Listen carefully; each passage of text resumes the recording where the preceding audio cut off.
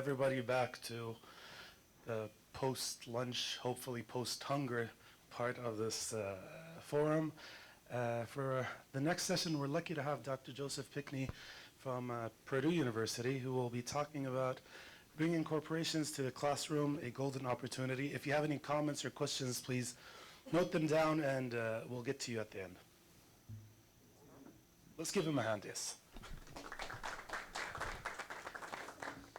Well, I recognize that speaking after any meal is a bit of a hazard, so I'm going to do my best to keep it peppy and keep you awake, okay? This is a very important topic, and I must say that this topic is very relevant to KFUPM. You have a golden opportunity in your ecosystem to have, I think, a unique partnership with industry.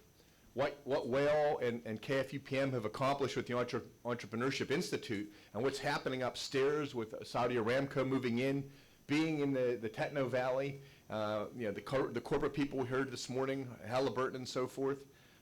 I think this is a very special and important topic to KFUPM. So I'm going to tell you a little bit about how we do this at Purdue, and I think you can adapt it and expand on it because of the resources that you have. Okay, just as a reminder, I'm from Purdue University. That's a picture of our fountain in the summertime. In the winter, it's covered with snow. And we're in the center of the United States, where the red star is, okay? We're very close to Michigan, and we're very close to Midland, Michigan, which is the home of Dow Chemical, okay? So we have a lot of interactions with the companies in the Midwest, companies like Dow, and we send hundreds of graduates to these companies, these large Fortune 500 companies. Okay, so my talk, to keep it peppy, I thought I would summarize some of the building blocks we have for corporate engagement. I mentioned one or two of these last year, but I'm only going to talk about specific building blocks that we've used in the last couple of years to engage companies. Okay, so once I give you the basic building blocks, then I'm going to tell you how we combine those building blocks in a Lego fashion, connect them together creatively to engage several companies. I'm going to give examples of some small companies that Purdue engages. It's in our land grant mission. We're supposed to help all companies, large and small. So some of our programs are targeted at SMEs, okay? And then talk to you about how corporate engagement changes the mindset of students and faculty, but also the mindsets of the companies themselves. And together, the mindset that we're developing is the mindset that enables us to deal with the ambiguity and the rapid change that the rector mentioned in his opening remarks. Okay? All right. So we've heard from several speakers now, and Bob did a great job of this, and Bernie related for the University of Virginia, about the synergistic roles of a university. This is the strength of a university. Each one of these is an interesting activity, and it's a potentially revolutionary activity, but when you put them together and use them in synergistic fashion, this is what makes a university so important to any ecosystem, okay? It's unthinkable to have an ecosystem nowadays that doesn't have a university anchor that effectively utilizes the interaction between the traditional missions of a university, okay? And the thing about entrepreneurship is that it allows you to effectively piece together, mix and match in a synergistic fashion the traditional roles of a university. That's what makes entrepreneurship important. That's what makes it a cutting edge activity. And no university's fully figured out how to combine all these elements together in a very, very rapid fashion to address uncertainty and ambiguity and rapid change. Okay, now corporate engagement, the way I'm going to discuss it, is part of entrepreneurship, and it's a way, entrepreneurship and corporate engagement are a way to effectively utilize all three missions of the university at once. Okay? Okay, a few building blocks. Just a reminder, my life is around Discovery Park. Okay? I was a founding director of Discovery Park. Discovery Park, I've spent almost 15 years of my life on Discovery Park. So it's a very important building block for what I'm going to tell you about. Quite simply, Discovery Park is a, okay, here we go. I'm going to, okay. Oh, the north one's the pointer? Oh, yeah, okay. Now Discovery Park is interdisciplinary. Okay, literally, We have 2,000 faculty at Purdue, and about 1,000 of them are engaged in this interdisciplinary campus, which includes a life science center, a nanotechnology center, a systems center, a learning research center. We're conducting new methodology research for teaching. And then my home center is the Burton Morgan Center for Entrepreneurship, which is part of this interdisciplinary campus. Discovery Park is responsible for a majority of the companies at Purdue. And last year, we produced 25 startups at Purdue. The year before, we produced 24 startups, okay? And these startups basically come from these large interdisciplinary projects which have companies heavily involved already. And so they're much closer to the market than a typical set of PhD projects, okay? So one building block is Discovery Park. It's an interdisciplinary campus. This is the processes of Discovery Park. I spent some time in this last year. This is just to remind you that Discovery Park is here. Faculty inject project ideas, companies inject project ideas. The ones that are successfully funded then grow through this pipeline. We seed them, we seed these ideas. Some of them we give a little bit of seed money to. We nurture them along until they're fully funded by some outside source, a company or the federal government or the state government, okay? If a project makes it successfully, we often license the technology to the company. We start up a company like the ones I mentioned using our foundry process, which is designed to take the companies through the kinds of processes that you've developed here too. Sometimes we'll figure out how to do a joint venture with the company and so forth. The point is we're very imaginative about how to take a project idea and get it out to the real world. And Discovery Park is designed to do that. We do MECL, moral, ethical, considerate, and legal. As long as it's MECL, we can do anything, even if it's something that's foreign to the university, okay? So you have to be not just entrepreneurial with the startup companies, you have to be entrepreneurial within the university processes themselves, okay? All right. Now, so Discovery Park was a startup. We started in January of 2002, and we were interested in how long it would take Discovery Park to get to $1 billion of research activity. This is cumulative research activity, okay, not every year, but cumulative. We hit the $1 billion mark just after Christmas in 2013. So this startup took about 11 years to generate this much research activity, okay? And this was much faster than we projected. The business plan that we put together for Discovery Park, we had hoped to hit $250 million in about 10 years, okay? We were lucky. We created an interdisciplinary model that the market was a lot bigger for than what we projected, okay? Faculty like this model because it helps them get funding, okay? Faculty like this model because it gives them a new way to educate their students. Faculty like this model because it gives them a new way to engage companies, okay, around big projects. Okay. The other end of our pipeline, and I purposely put this building block in because you have this building block too right here. We heard about it this morning, the Techno Valley. The Hadron Techno Valley is a remarkable environment, okay? So we've had the Purdue Research Park since 1963. I think that was a very important date on your flag over there. You were started in 1963, okay? And the reason I like to make sure we compare dates is that our university existed since 1869. We started our research park in 1963. You guys started your university in 1963. The Techno Valley, I think, has been here for, okay, so about 10 years. So you guys are doing everything double time. You're taking an accelerated path to everything you do. It's very important you realize that because you're making tremendous progress, but keep in mind a lot of the places that you're benchmarking against are much, much older, okay? And there's a Silicon Valley entrepreneur that told me one time, Joe, $1 billion is not the same as 10 years, okay? You can throw money at some things, but some things just take time no matter how much money you have, okay? That's true for startups. It's also true for university processes when you're beginning them, like the EI. You've made very rapid progress, but some of the progress that's going to happen that's going to be very exciting is going to take a little bit of time, okay? Now, just to give you some benchmark about our research park, this is our equivalent of the Techno Valley. It's really an industrial park.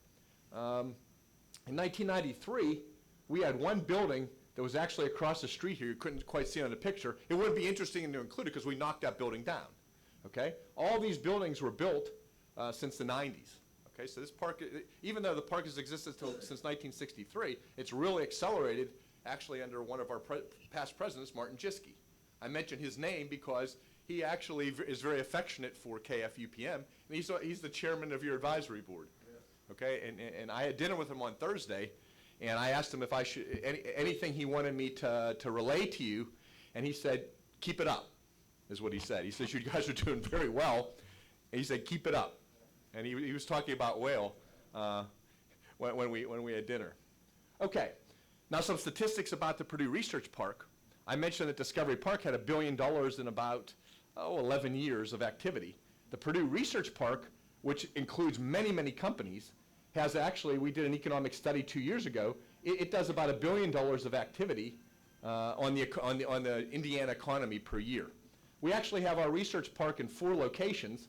The main location is here, where our main campus is, but we have one near the Indianapolis airport, one near the state of Kentucky, and one up near Chicago because it's a big population area.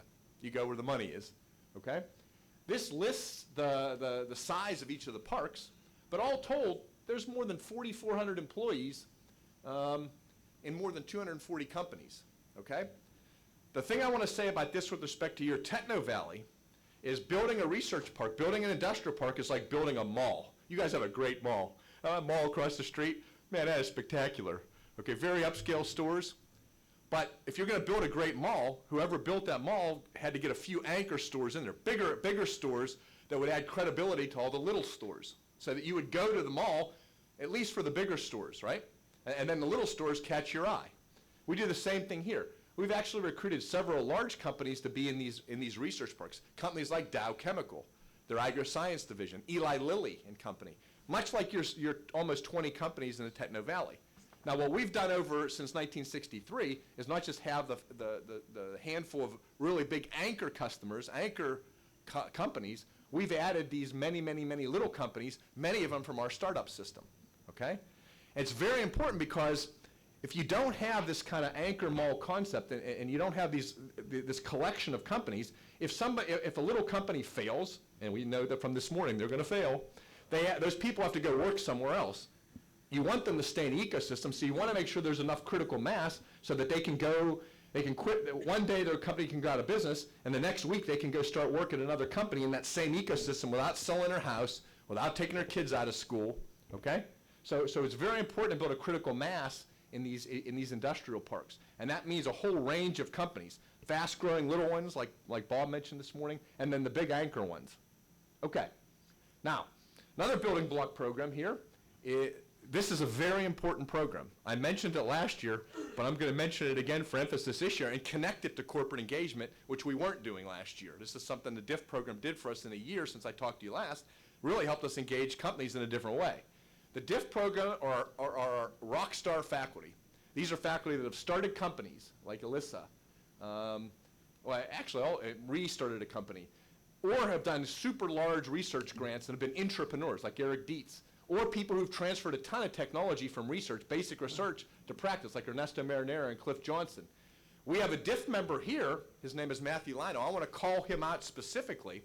Matthew Lionel's job is to integrate the business school with Discovery Park.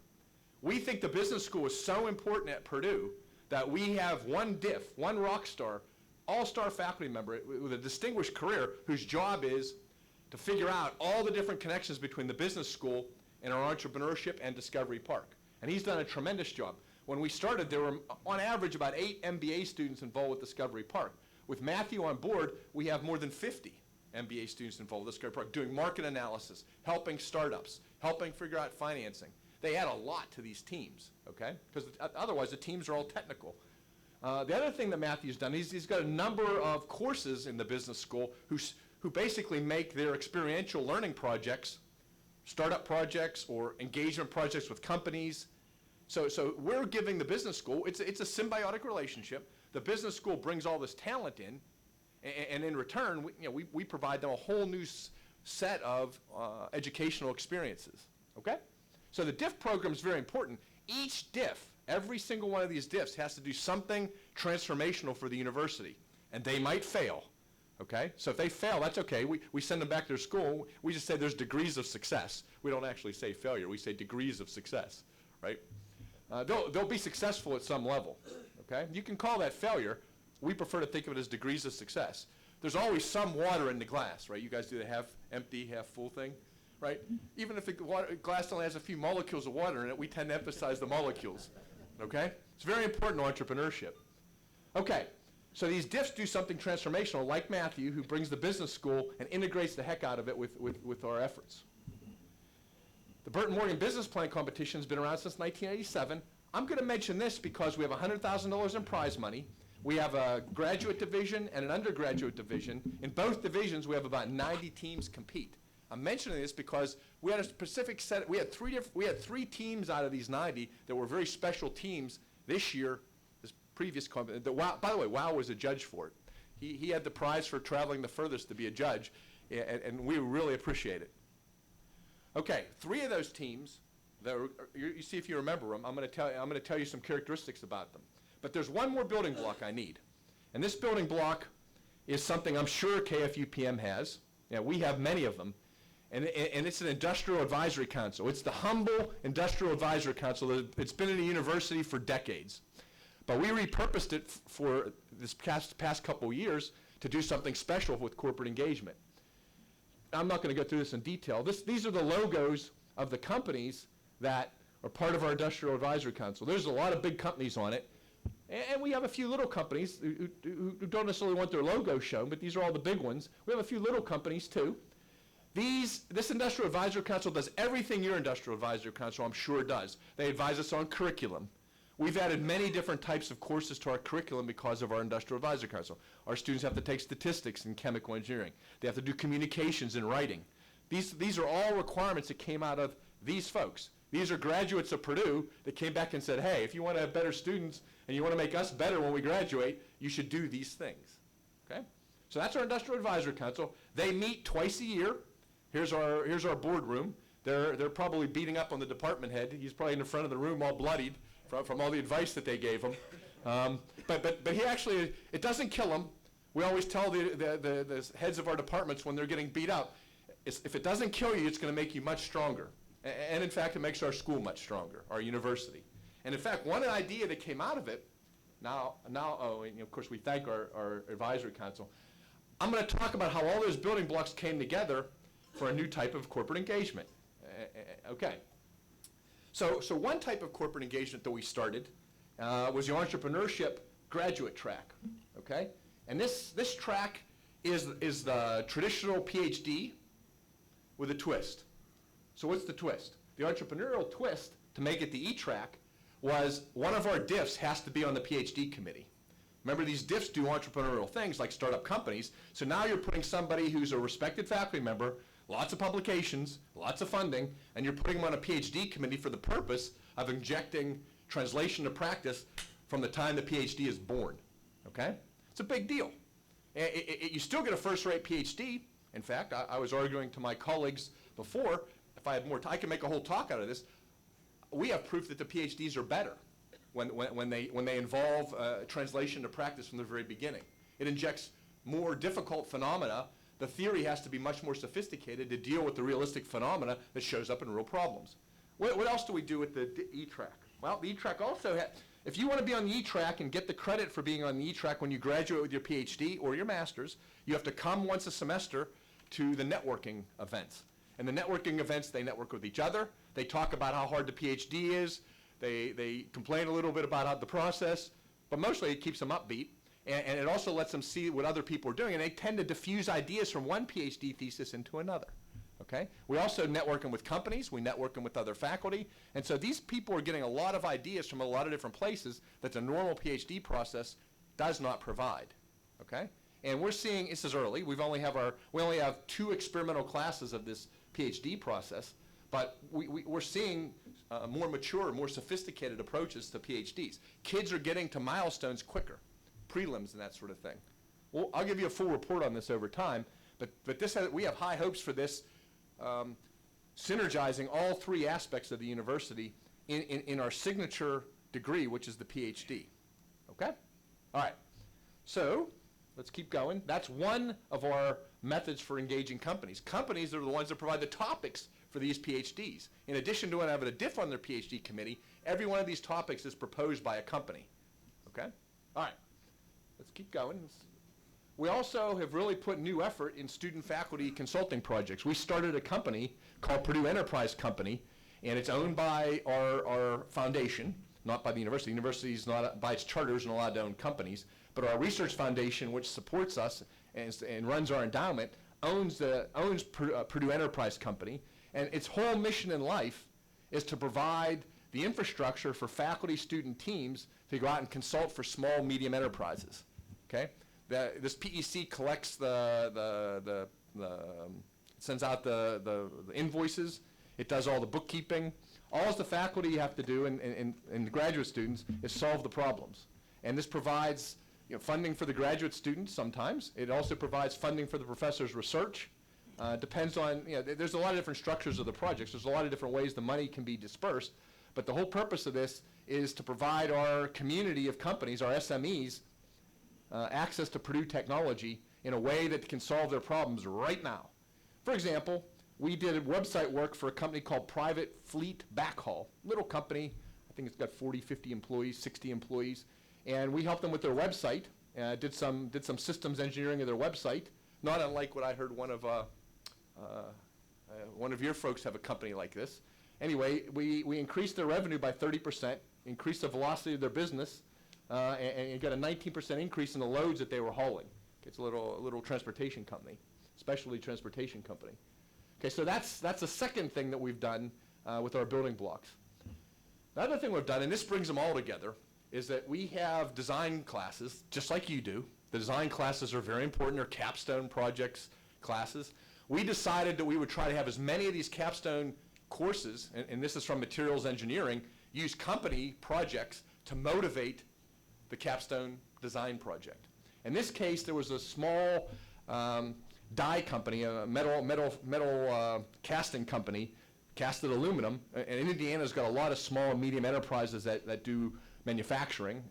This particular company down here is called Contour Hardening, another company that was involved with Service Labs. And our DIF, Ernesto Marinero, worked with the materials department head and got this team and many other teams to take a look at this problem. So the problem is that whenever you cast aluminum, often what's left in the mold is a lot of aluminum, and before you can use that mold again, you've got to get that aluminum out. The way it's done right now is they use a lot of caustic chemicals to do it. I'm not going to spend a whole lot of time on this. Let's just say the problem is get that metal out of there without using caustic chemicals and do it faster. So it doesn't take 24 hours or longer to turn it around.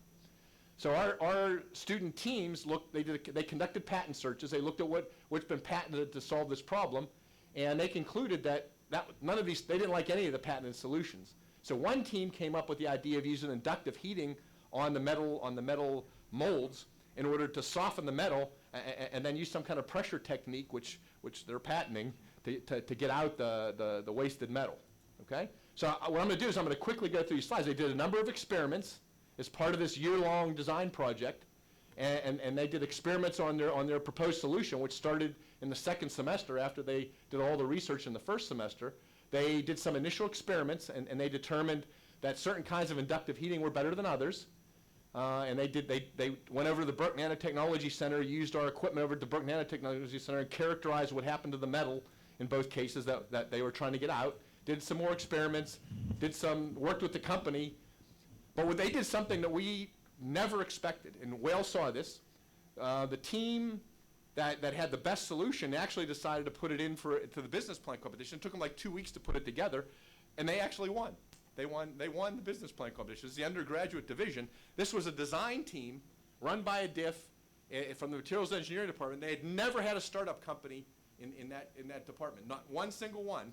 They have 3 companies that in 2 years that have come out of this design project entrepreneurship combination, usually run by a DIF, Ernesto Marinero in all 3 cases. Okay? They went further. The typical project would stop with a proposed solution. They went further, and this is part of their business plan. Who's the customers? How big is the market? Could you do it on larger molds? Here they came up with the go-to-market plan. Okay, so okay, I just got a couple of more slides. Let me just finish this one. They have all the numbers, so they went way further than a typical design team. I'm not going to have time to go through another case, but we have something in Indiana called the Battery Innovation Center, We have a project starting with them this year in order to analyze why battery packs fail. Okay, sometimes you may have read on the news, you heard about a Boeing plane that caught fire with new battery packs. The whole purpose of this Battery Innovation Center is to study all battery failures and figure out what happened, kind of like the FAA black box thing. You figure out why there was a crash, in order to try to improve the manufacturing and improve the chemistry of batteries. So we have a number of teams from our design classes that are working with the Battery Innovation Center. They saw what happened last year, and we had a run on this design concept by little companies wanting to do similar work. Last thing I'm going to say, I've got 2 more slides. We've started something called the First Customer Program, where we take a little company and we match them up with a big company or even a medium-sized company, and we ask that company to be the first customer for the little company, okay? Investment capital is important, investment money is important, but nothing beats a customer. A customer pays you money, so you get money, but they also beat you up. You give them a product and they say, the product's okay, but it would be better if it was this. And so by getting a customer, you really shorten the amount of time it takes for the company to grow. Let me give you an example. We have 3 little companies right now that are using our First Customer Program. They're very early, but we tried an experiment on First Customer a few years ago on a startup company out of Purdue called Passageways. You can Google them on the web. You can see their website. It's a pretty nice website. And it was a startup a few years ago at Purdue. We created a First Customer Program. It was custom at the time with Purdue Federal Credit Union, which is our bank. That's where all our faculty checks go when they get paid, and they write their bills out of it, do their electronic banking with it. These guys took the Passageway product from the startup, and over a period of, actually, it turned out to be like 7 years, they were the first customer. They made their product great, okay? The vice president of IT, if it wasn't a Purdue company, I doubt they would have spent that much time with that startup. But the net result of that company, they now have more than 40 employees. They started with 1. And they moved out of our research park, and they moved across the river to the sister town of Lafayette, Indiana. Okay, so it's creating jobs. Okay, last thing, this is my final slide. I added this over lunch. I wanted to relate my talk and what Purdue's doing to what I see in your ecosystem, which I believe is a tremendous ecosystem. I keep track of 7 ecosystems, including Purdue's, around the world. I keep track of a Kenyan ecosystem, a Monterrey, Mexico ecosystem, the country of Colombia's ecosystem. Purdue's partners with all of them, and a few other ecosystems, including one in Southwest Indiana. Your ecosystem has, I believe, the greatest potential. Why? First of all, you are lucky that you have a company like Saudi Aramco, enormous world-scale company that's done some of the best engineering projects in human history. Consider the industrial city of Jubail. I know you got, this morning we heard to talk about Arab entrepreneurship history, maybe from a few hundred years ago. Arab history a few decades ago was pretty amazing. The Jubail industrial city was nothing, and it sprung up out of the desert, and it was an incredible set of engineering projects that you guys ran, okay? So you not only have historical entrepreneurship, but with companies like Aramco and some of your other companies, you've got modern entrepreneurship at huge scales, okay?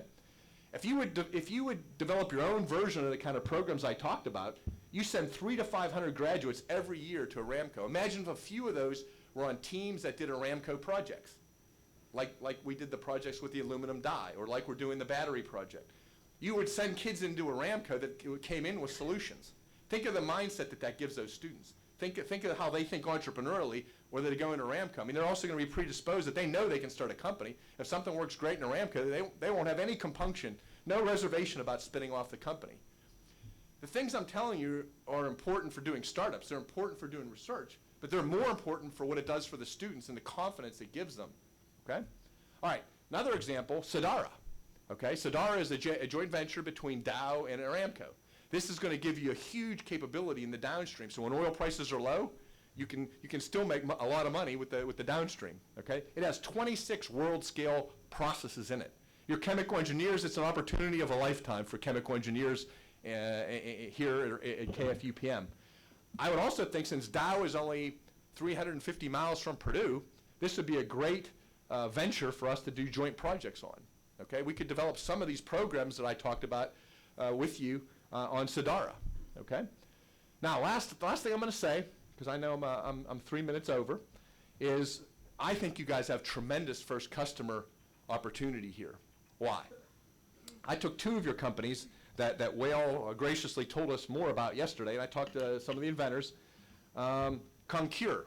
They have a nice high-tech blanket to save water on cement, right? Which the first 7 days it's critical, otherwise the cement doesn't cure properly. You got to keep it hydrated. Very labor-intensive. You usually see people spraying it with a hose, and if you don't spray it in a timely fashion, you get substandard concrete.